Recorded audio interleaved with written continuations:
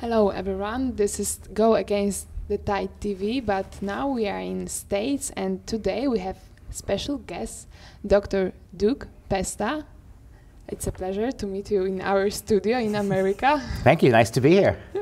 You are a state professor at University of Wisconsin, but you are also a director of Freedom Project Academy. I have a question. You often speak about growing leftist trend at universities, schools, and what is your plan to reverse that negative trend? Yes, in America, our universities have been in the hands of leftists and very socialist, Marxist leftists for about 50 years.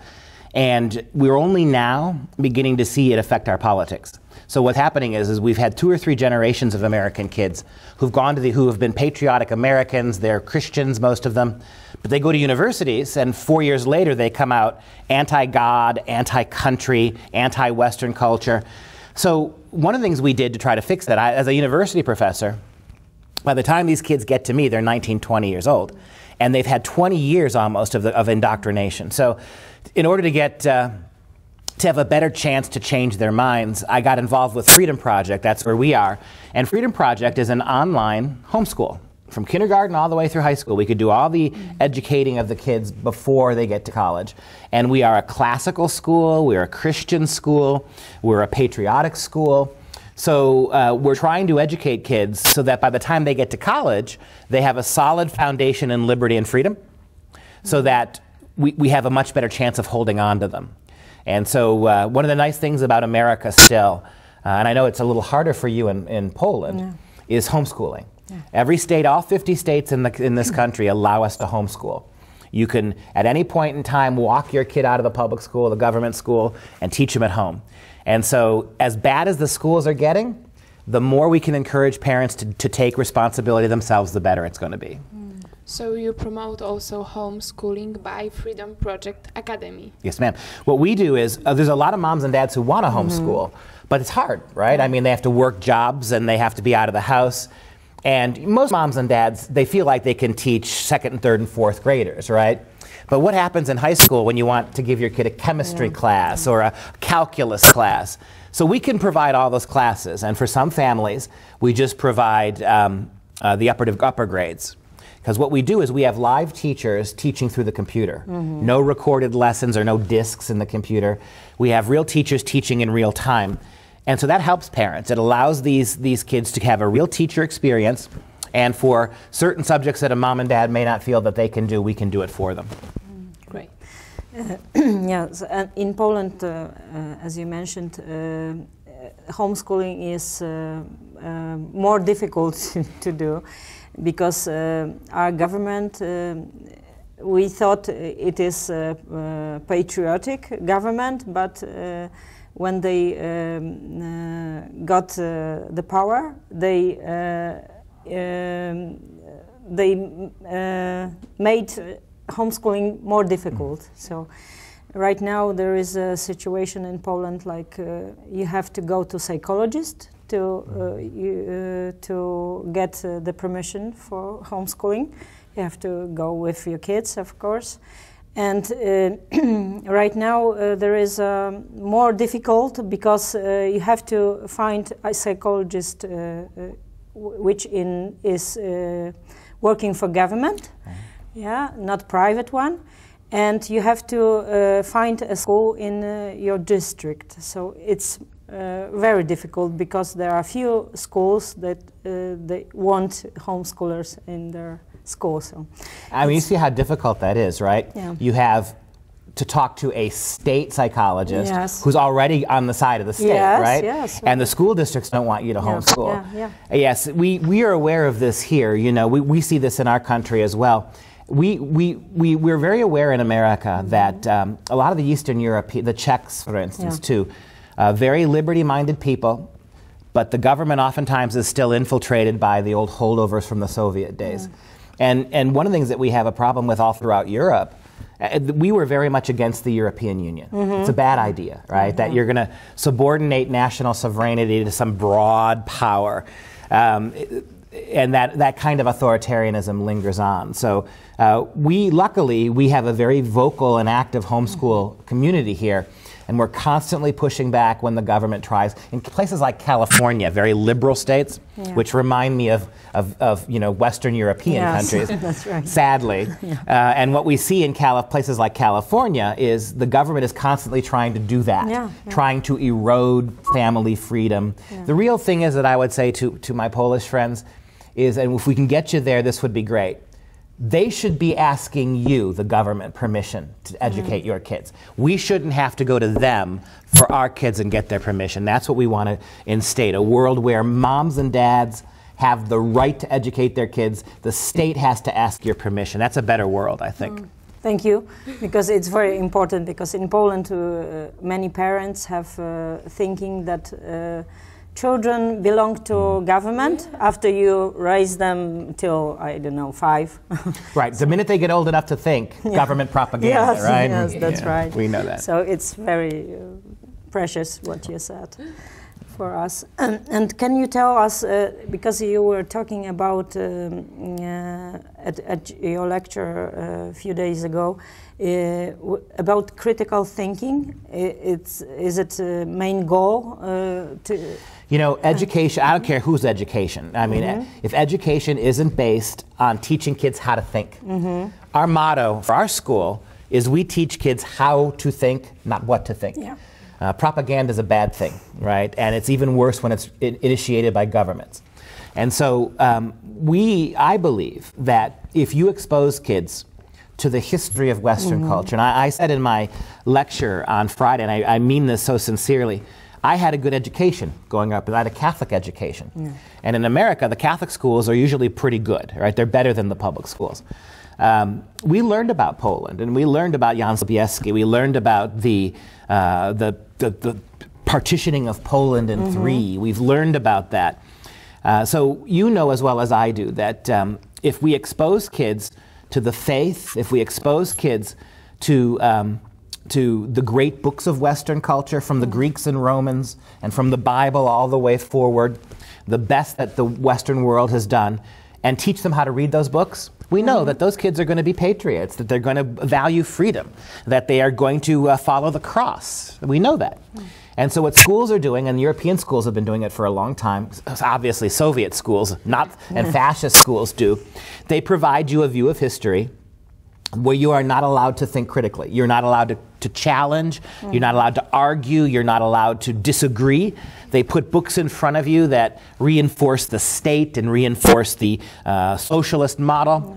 And that's lazy. Not only is it not thinking, it's lazy, right? And it's to do that to little children is criminal. So in our school, we don't teach propaganda from the right. We don't teach kids that conservatism is the only way. We show kids the great arguments. We show them the books and we let them choose. And we know from history that 99 times out of 100, if you expose kids to liberty, to freedom, to individuality, not collectivism, kids get it. We believe in God, of course. We are Christians, and we know that God made every child an individual. They did not make children to be cogs in a machine. And that's the truly horrifying thing about it. In Nazi Germany, and in the Bolsheviks did this too, they had parents, the KGB, they had parents, little children were ratting out their parents, right? They were going to the state to say, my father and mother are saying this at age 7 and 9 and 11, and the KGB sweeps in and takes the parents away. That's horrifying. Education must be about allowing children to become the individuals God made them. And if you do that, I think more often than not, dramatically more often than not, they'll become down on the side of God and country. During your lecture, you mentioned that more than 50% of millennials in United States shows themselves as socialists. And you mentioned also about your idea, Freedom Project Academy, but if education is could be enough to change the mentality of young generation. Yes, I think so. In America, we consider, I don't know if this is true in Europe as well, we consider the millennial generation to be anything from about, same thing, okay, so pretty much people under 35. And so for us, it is true. As a university professor, I see it. These kids identify as socialists about 54% of the time. So more than half of American millennials think they're socialists. But when you ask them a question, explain socialist economics, they can't do it. When you ask them, and this is big for Europe, explain the history of socialism in Europe, they know nothing about the gulags. They know nothing about the murders and the re-education camps. They know nothing about it. So these kids are socialists because they have been told socialism is good, but they have no evidence. In my classes, you know, I can take a kid, a 21-year-old student, who has only heard the positive side of socialism. And in 2 months, by simply showing them history, I can get them to reject it. The problem is no one's doing that. But it's not just socialism. God. I mean, at the universities, they're very anti-God. So about 55% of millennials believe that astrology is true, right? That the stars control our destinies. And only 35% of American millennials believe in God. So almost significantly more millennials believe in the abstract power of the stars and actually believe in a God. And I point out to them all the time, so you're going to take an inanimate object like a star, a dead thing, and you're going to empower it like it were God, but you'll ignore God. And so when you make those arguments, that's critical thinking, right? Does it make sense that a ball of gas circling around is going to have some control over your life? Or does it make more sense that the God who made that, right? So that's kind of how you get them to think critically and move them towards getting rid of the obvious bias. And think about that. This is America. This is still in many ways the freest country in the history of the world. And yet we're educating our kids to turn their back on those things because we're not giving them the tools to think critically. Maybe this role for our country, for Poland, to show Americans, young people, what are the fruits of socialism. Yes.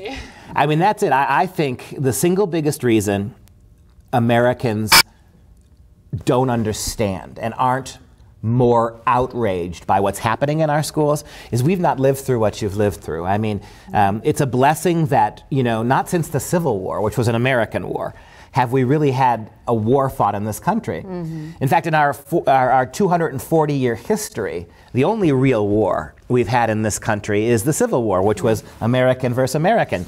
We don't know what it's like to have an invading army. We don't know what it's like to, even unlike Britain in World War II, where the bombs rained down on London. None of that happened here. The Nazis never, the Japanese never made it past Hawaii. So we don't understand just how expensive intellectually freedom is, how much more. One of my favorite quotes from the American founding fathers, one of the founding fathers of our country said that the American Republic was created for a moral and an educated people. A people of God and a people of intellect, critical thinking. As God begins to recede from our culture, and as education becomes more propaganda than critical thinking, we shouldn't be surprised that we're moving in a pagan and in a socialist manner, and we've got to fix that. I would like to ask you back to Freedom Project. What is the parents' role in this project? Well, that's a great question. So it would seem almost kind of hypocritical, right? That we condemn strangers teaching our kids, and then we immediately turn our kids over to us. And that's why the nice thing about Freedom Project is we have live teachers, but we record every lesson. So a mom or a dad who's got to be at work, they can come home in the evening and they can watch the class. They can see everything their kids are learning. So pretty much every second a kid is in school at Freedom Project, mom and dad can watch that themselves. And we get calls from moms. Moms will call us and say, hey, my kid was in your American history class and you got this fact wrong. And that's good because we can correct it. We also, even though we're a Christian school, we're non-denominational, right? So we don't push a particular faith background. We believe that those decisions belong to the parents. We want the parents to teach the kids their own particular faith, and we want the parents to be involved. And also, not only do we encourage parents, moms and dads who are home, we encourage them to sit in class with their kids live, so they're able to do that as well. And we have some parents who will join the class electronically and just kind of watch, so that you can see that. So we're very transparent, something that the government schools never are. They don't want you to know what's going on with your kids in the school. Also, another thing, another profound way modern schools are pulling parents away from children is sex, right? There's a lot of sexualization going on in American schools. Little kids, 5, 6, 7-year-olds, are now being exposed to transgenderism, homosexuality. They are being taught in at young ages, not just the biology of sex, but how to do it. Right? And the reason they're doing that is not because they're all progressive. It's because again, the Bolsheviks did this, and the communists did this, the Nazis did this. One of the best ways to divorce children from their parents is to break down innocence and modesty. If you can sexualize little kids, then you can divorce them from their parents. The parents' worldview, the parents' morality, the parents' religion. That's why we're doing it. And so at Freedom Project, we teach none of that. We believe it is the parents' role to teach the children sexual ethics and morality. The most we do is in their sophomore high school biology class. We teach them the biology of reproduction, and we leave the morality and the politics to the parents. We try to do all those things to allow the parents to have the primary say. Okay, can you say something to encourage Polish people to homeschool and not to give their children to government schools? Yeah, you know, I do have some Polish blood in me. I'm very proud of it. I'm mostly Italian, but my wife tells me all the time, the stubborn part of me is my Polish part, right? And I know, I know about Polish people, and you should be as stubborn about your kids as you are everything else. They belong to you. You are their educators. You alone can give them your faith. No stranger, however well-meaning in a government school. I tell my American families this, I would say this to you in Poland. The single most important thing about being a parent is teaching. From the moment the baby is conceived, even while it's in the womb, right? You're playing music for it, you're talking to it. Everything we do as a parent is teaching. It's a teaching moment. Do not give up your teaching to strangers, right? And if you can't get your kids out of the government schools, if you can't remove them, what you can do is you can spend a few hours every night checking in with them, right? What did you learn today in school? What did you learn about Polish history today? What did you learn about economics today in your school? And inevitably, you're going to find that a lot of it is propaganda, a lot of it is warmed over Marxist garbage. Then you take an hour every night and show them something else. Well, that's what your government school says. But here, let me tell you about what Poland went through. Let me tell you about Poland in the 17th century when they were arguably the greatest nation in Europe. Let me tell you a little bit about how Poland saved Christianity in the Siege of Vienna. Because they won't get that in the school. So if you absolutely can't pull them out, and governmentally you have a much harder time than we do, then take the time to be a parent in the evening and teach them. Give them another way of seeing things. Thank you so Thank much you very much for your words, and we do invite you to Poland, and we want to cooperate with Freedom Project Academy. You are so great inspiration for us. Well, I would love to come to Poland. I would love to help you in your struggle, and I just want to eat a lot of Polish food. Oh, Let's do that. Right? No problem. Sounds fantastic. We do that. We can cook. All right, awesome. Thank you so much. Thank you guys very much. much. Good.